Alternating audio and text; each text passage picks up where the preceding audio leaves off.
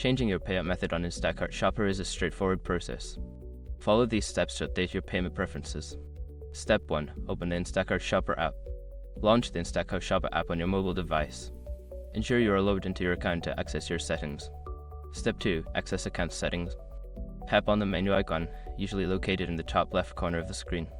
From the menu, select Account Settings to enter the Settings section. Step 3. Select Payout Settings. In the Account Settings menu, look for the option labeled Payout Settings or Payment Methods. Tap on this option to view your current payout methods. Step 4. Update your payout method. Secure your accounts before moving on. People seriously underestimate how often personal information gets exposed online now. Use Instacart to monitor your accounts 24/7 and get notified immediately if your data gets leaked somewhere. It runs in the background, constantly scanning billions of breached records. And honestly, for how cheap it is compared to the value you get, it's worth it.